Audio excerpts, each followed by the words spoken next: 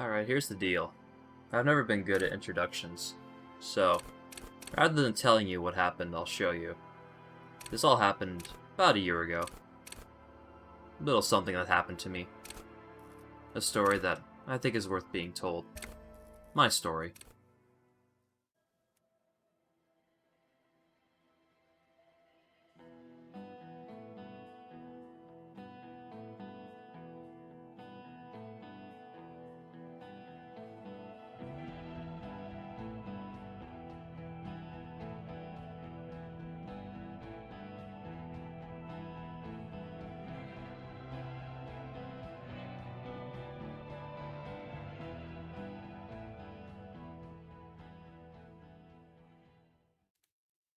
Before I woke up, I heard a voice. And I wasn't afraid of the voice, but I was afraid it was my voice.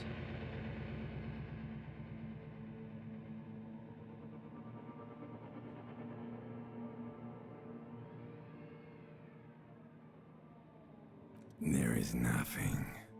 Only warm primordial blackness. Your conscious ferments in it.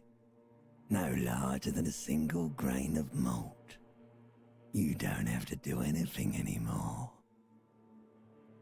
Ever. Never, ever.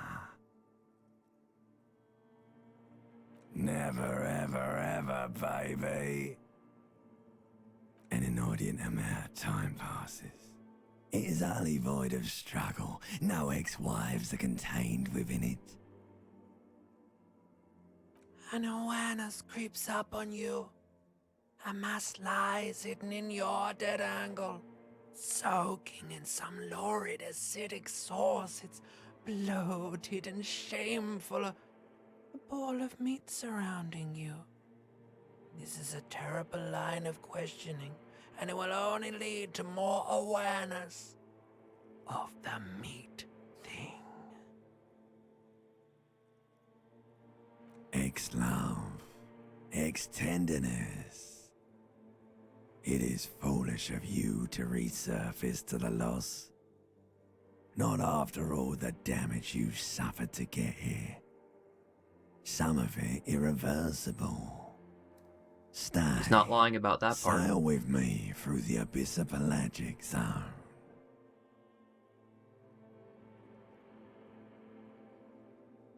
Do you really? You wouldn't like it if I told you what was back there. Why'd you think you had to bludgeon yourself into oblivion? Or did you not sense yourself marinating? Poured so much on yourself, got a bit carried away, did we, Chef? Fear and apprehension. You should ask what's out there first.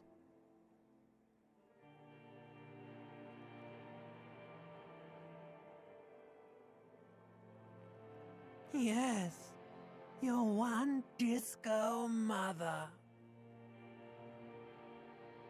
There's this giant ball there. And evil apes. And the evil apes are juking it out on the ball. You're one of them. It's basically all just evil apes juking it out on a giant ball. You can't even make out it's a ball when you're joking it out. It's that large. Infinitesimally small.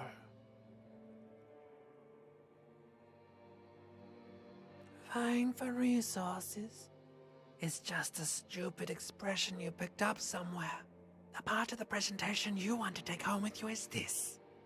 You have to beat the other evil apes in the face, or you lose.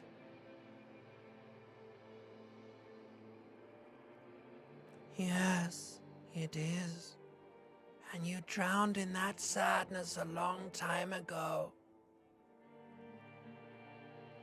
You lost.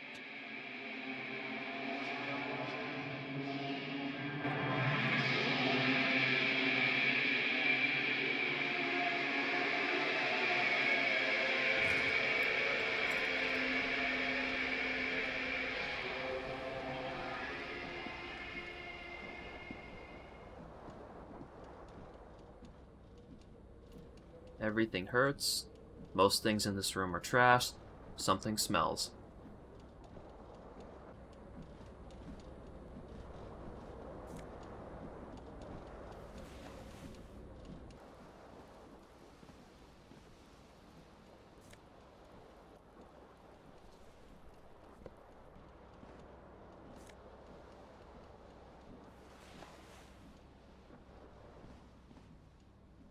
A mirror hangs above a bent and broken sink.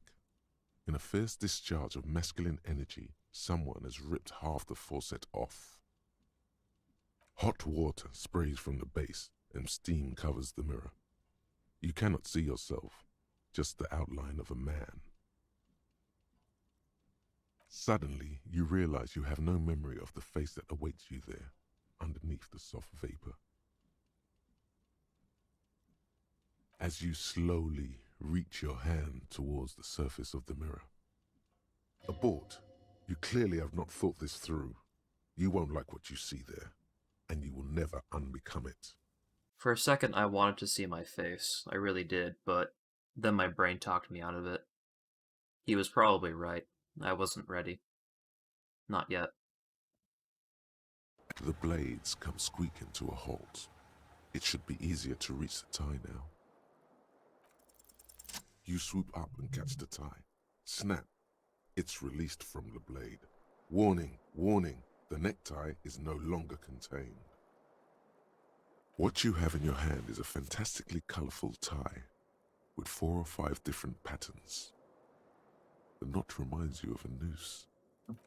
Why is my brain so worried about a necktie? I'm sure it's nothing. So I made my way to the balcony of this charming place, found my shoe, then made my way back and met this interesting young woman. I swear I remember saying something a little more embarrassing to her in my drunken haze, but maybe that's not what happened. Hello, Thank God. officer. The young woman raises a cigarette to her lips. Her eyes are brown and her face is speckled with birthmarks. She can't be more than 28.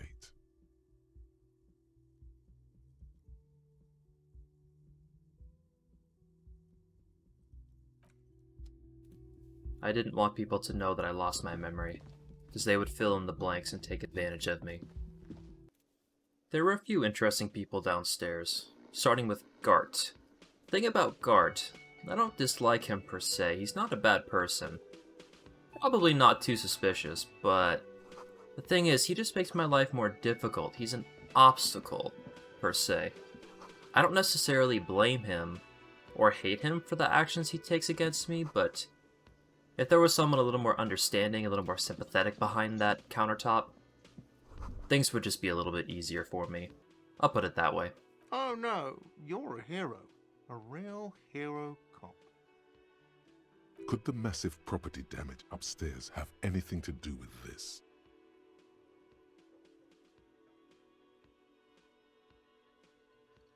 Am I? Or did you ride in, take the body down, solve the murder, and not trash my hostel room? Second person, Lena. Absolute sweetheart. Don't have much to say about her right now, but we'll be seeing her later on. Hello, sweetie. You shouldn't keep your colleague waiting. She was right. The man of the hour, the star in the room, Kim Kitsuragi, had arrived. I don't want to say much about him right now, I'd rather show you. But I will say, I couldn't have asked for a better partner. A bespectacled man in an orange bomber jacket is tapping his foot on the floor. Looks like he's waiting for someone. You.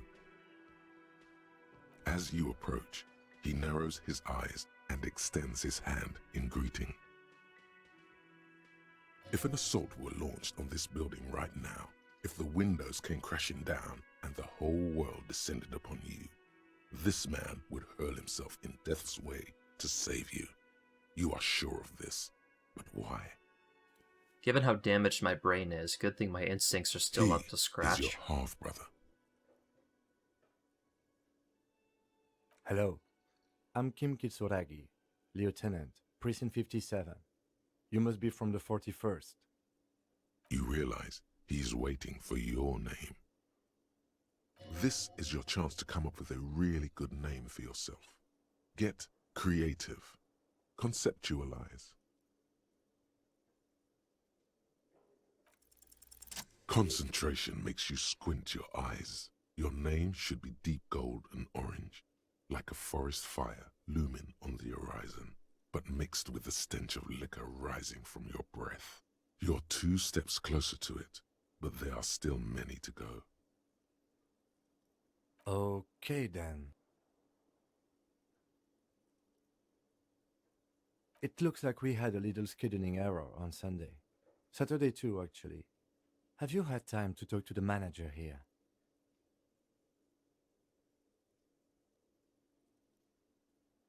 If you don't mind, we should talk to him again.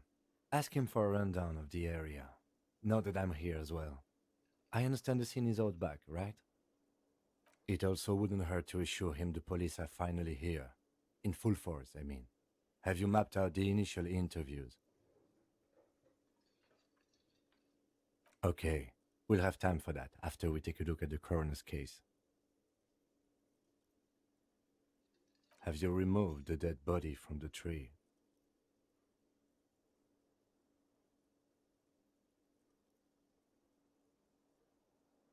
So, the body is still in the tree.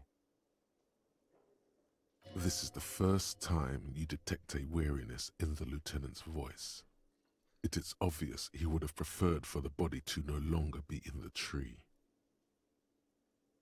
Where it has been hanging for 7 days straight. We should go there as soon as we are done talking to the owner.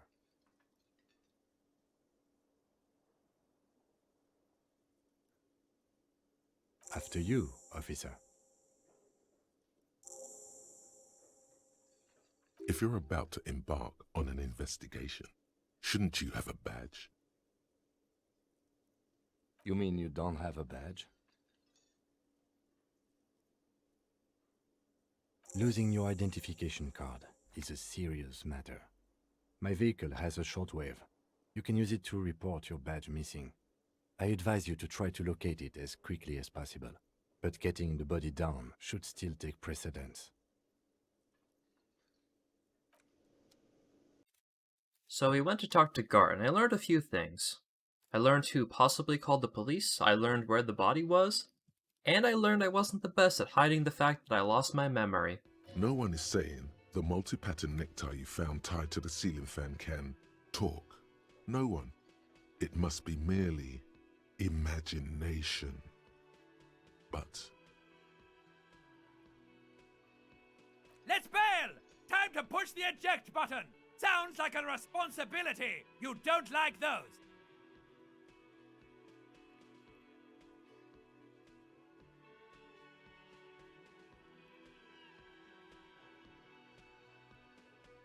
Oh, excuse me. You owe me 130 real. the IIR, or Inter-Isolary Real, is the global reserve currency. Whatever part of the world you're in right now, it's safe to assume he means you owe him some money.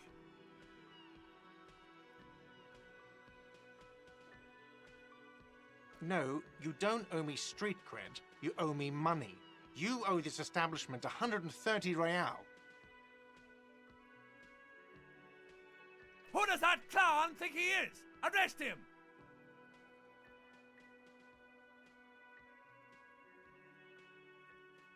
Let's see. 3 nights at a tariff of 20 real comes to 60 real. Then there's the window you annihilated. The hole in the window was the first thing I saw when I came to work. So don't try to tell me you didn't. That will be 40 real in damages.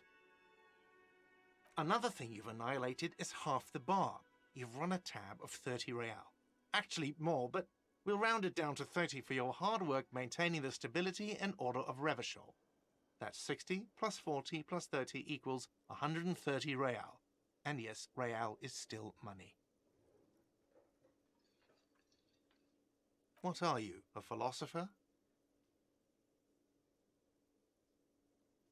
Money is what grown-up people use to pay for things. Things like this hostel room or or 8 bottles of potent blend, and 9 packs of Royal Extra. We use it for everything, really.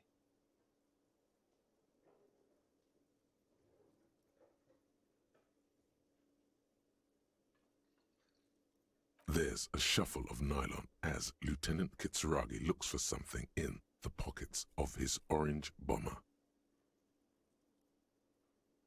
That's Cop 4. I haven't offered to pay because I don't have any money either. I'm sorry, but he has to pay. I can't let him stay here any longer if he doesn't. If he doesn't have the money by tonight, then... Officer, maybe you're better off working this from home for now. You live in Jamrock, right? It's not that far away.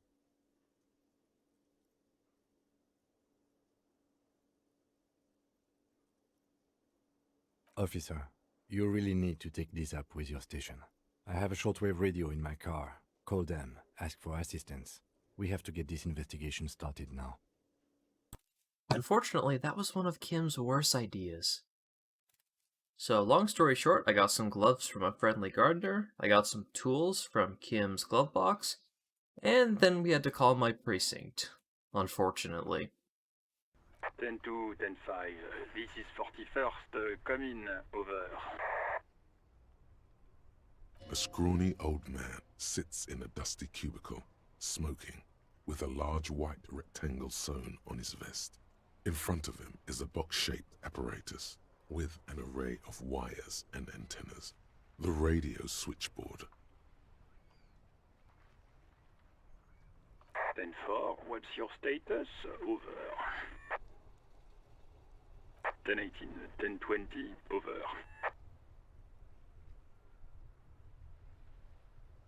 10-18, 10-20, over.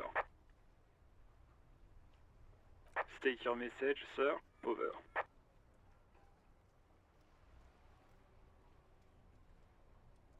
10-4, your badge should have most of your personal details. Look over that. Over. 10-9, repeat message. Over. 10-4, message received. This is a very serious situation. I need to 10-22 the captain. Over. Is it him? What does he want? Says he lost his badge and needs to report it. He what? He lost his badge? Who lost his badge? Dick fucking Mullen. Who do you think? It's Officer Dick Mullen from the bestseller Dick Mullen and the Lost Identity. Dick Mullen is not your name. It's the name of a fictional detective who would not lose his badge. Defend yourself. Immediately. They're laughing at you.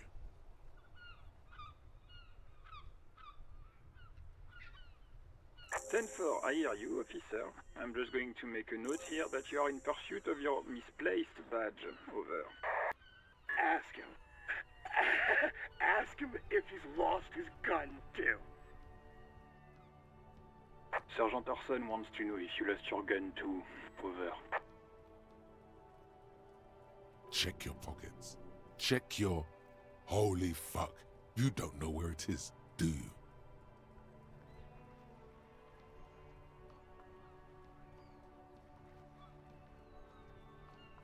Okay, it's gone. Your gun is most definitely gone. Don't sweat it, Bratan!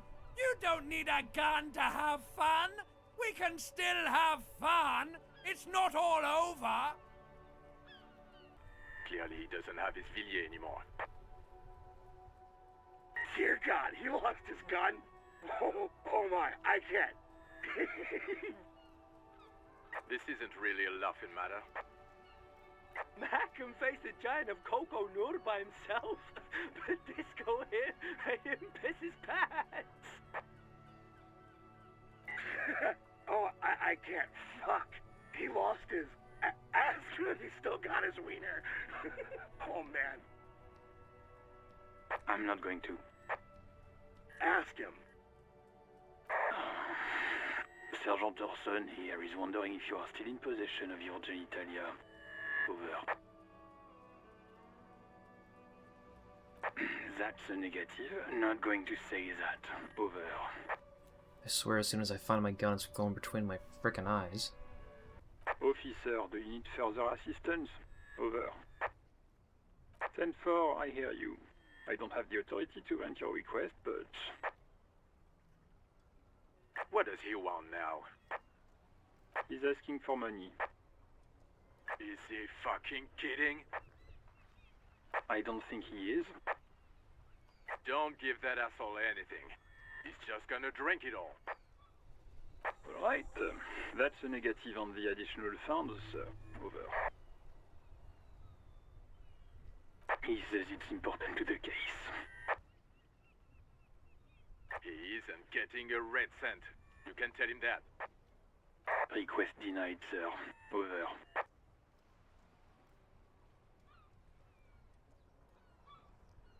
Anything else, sir? Over.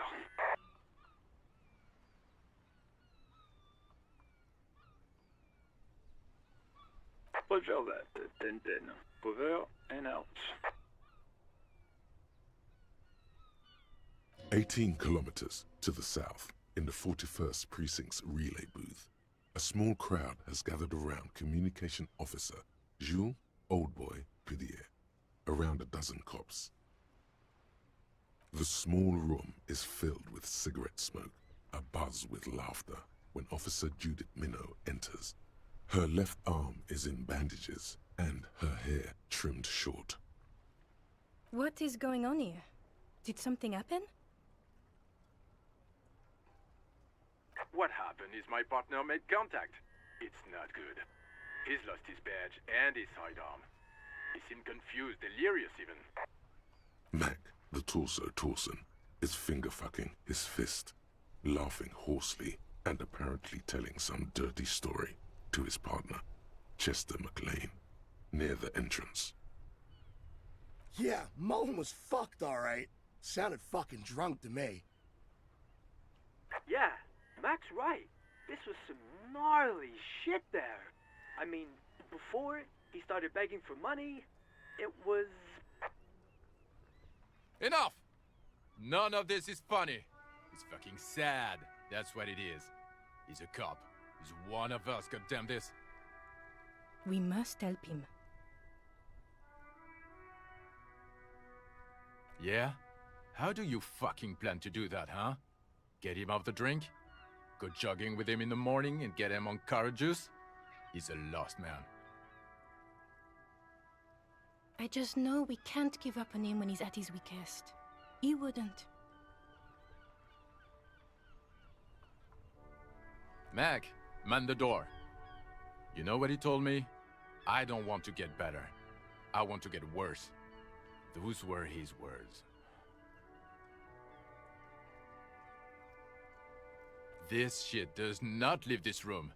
Not a word of this to the captain, or anyone else. We'll give him a couple of days to pull his shit together. I guess I can hold off the report for a few days.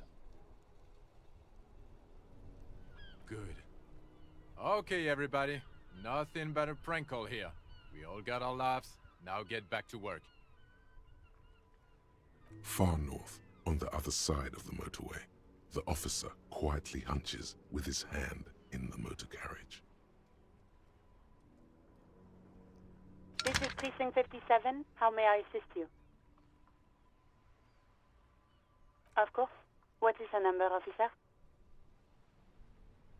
Yes, hold on. Her number is 005 1944 298. Received. Hold on, officer. Yes, hello?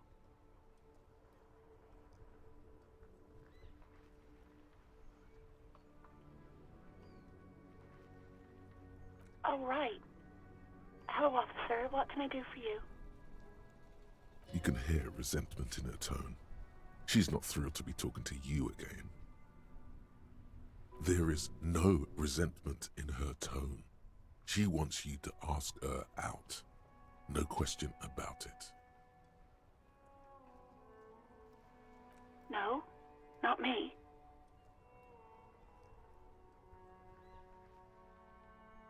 No, sorry, I don't.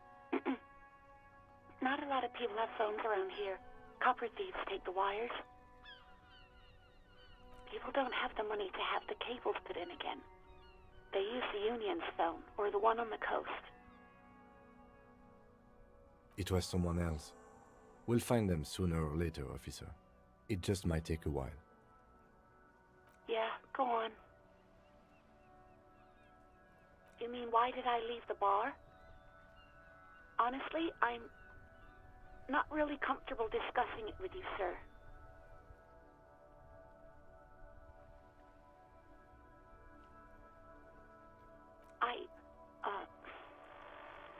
Let's just say I left because I needed to get away from someone. You know whom? You think you hear a sliver of accusation in her words. I really don't want to talk about this. Let's just forget about this, okay? Maybe, I don't know. I just know I have to take some time off right now.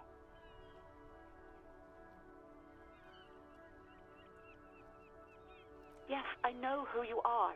You're a police officer. The law. Oh, no, I haven't, sorry. Real policemen have uniforms too, by the way. Where's yours?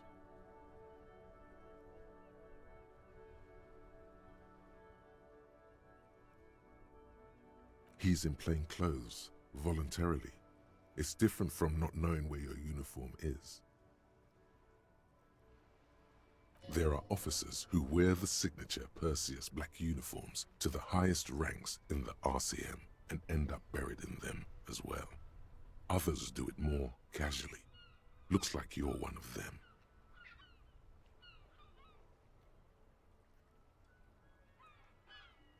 Please, no. Not this again. Everyone saw your cool gun detective. I didn't want to embarrass the girl, but I had to know what I was like before I lost my memories. You were trying to impress some people with it. Everyone was eating, and...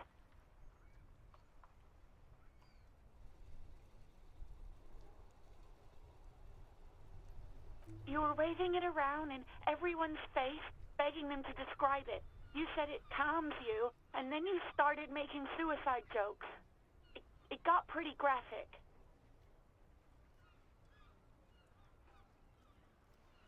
Some poor sod was trying to eat his pudding while you were screaming, spit flying, imitating the mercy shot right next to him.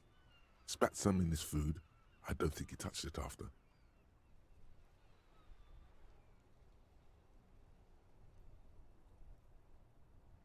Me neither. No idea. All I know is next you were waving around money instead, saying things like big bucks cannot lie and guns can't buy money, but money can always buy guns. It almost looked like you pawned it, but believe me, I did not ask.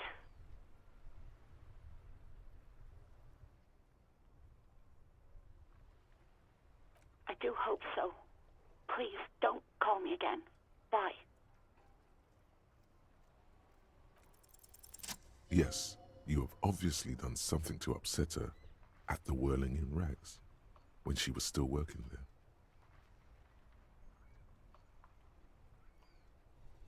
I'm not mad, it's just... you were so drunk and so emotional all the time, and then the skewer thing happened. It just made me want to quit.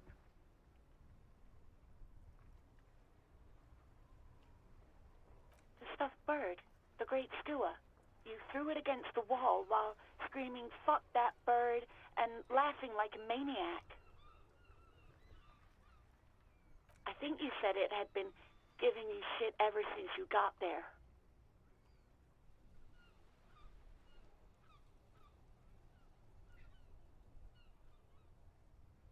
Didn't seem like you had fun doing it, though.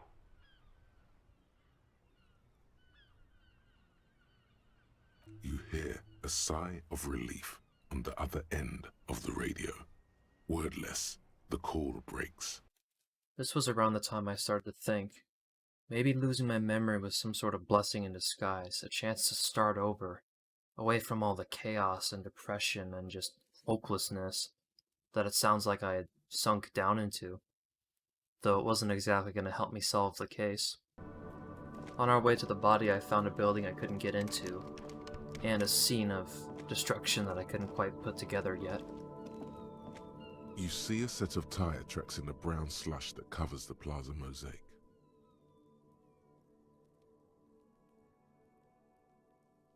Cop habit. You look at everything. This isn't case-related, you think. Hard to say.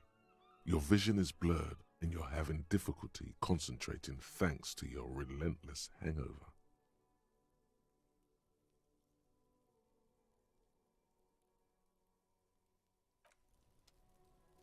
The backyard of the Rags would have been spacious if not for the two disgusting, decomposing humans that were inhabiting it.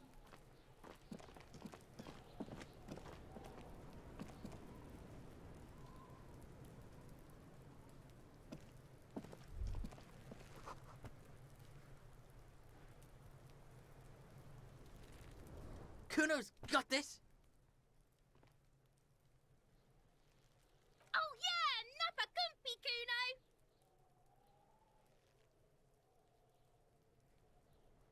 Right in the dick, Kuno! Get him right in the dick! It's loving in the dick! The boy is sweating profusely. His eyes are like two black holes and his jaw is twitching as if trying to break free from the empire of his body. Ladies and gentlemen, your eyes, ears, and brain do not deserve the assault that Kuno and Kuno S provide, so I'll skip straight to the point. They didn't hear anything, see anything, or know anything about the body. Kuno wasn't regional. I don't know. Some fucking... Mesk or I don't know, some other place. Night City. Kuno was in fucking Night City.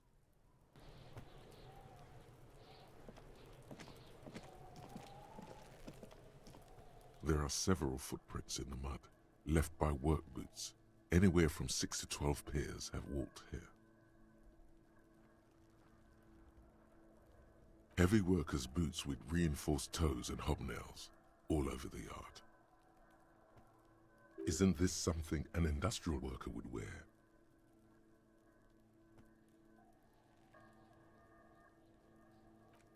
Noted.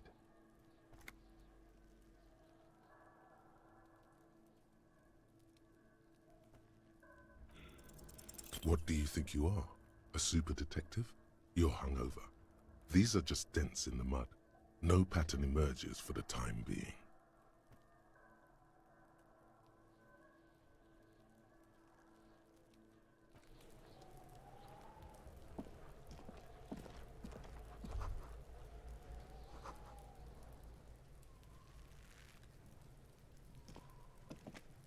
The corpse looks at you with bulging white eyes. The face around them does not look human. It's swollen and ready to burst. His lips are fish-like and his tongue like a ball gag in his mouth. You seem to be holding your breath. A cargo belt twists his neck at an unnatural angle. The body below appears stiff. It's letting out an ungodly rot. The smell seeps in, even through your clenched nostrils. Active decay. It's okay to throw up, officer. No one is judging. He's about to blow! Cop's gonna blow, Kuno! No, not gonna give you the satisfaction.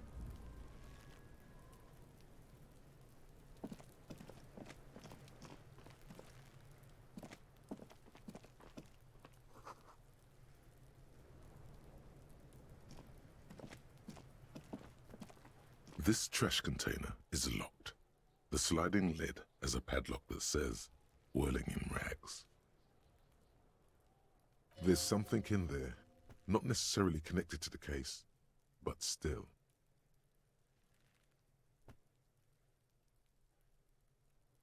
The body is downwind from here. Maybe you prefer the smell of garbage to the smell of death. Trash, food waste from the cafeteria. They lock these containers to keep the derelicts from flocking in. Could be evidence too.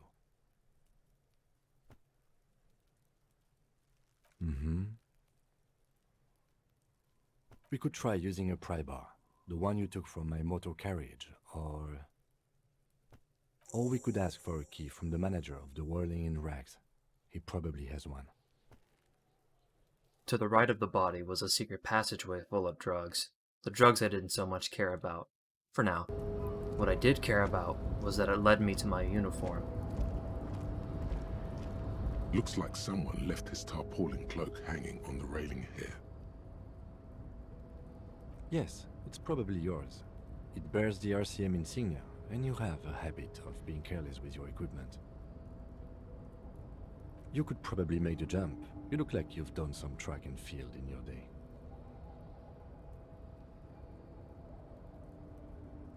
The wind is aggressive up here. The lieutenant looks at the enormous crane towering in the distance over the container yard. The look in his eyes is a mix of the engineer-like interest and the wonder of a 6-year-old seeing a horse for the first time.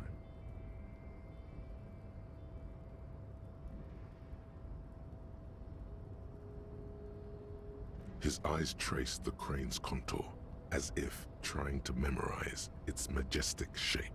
Then he notices your gaze. Yes. We were in the middle of something. Your cloak. I may not have had my head screwed on straight, but I wasn't insane. I wasn't going to take an 8% chance to jump on the ledge and not die. I'll get the uniform eventually. For now, gotta go back to the rags, talk to Gart, get the key.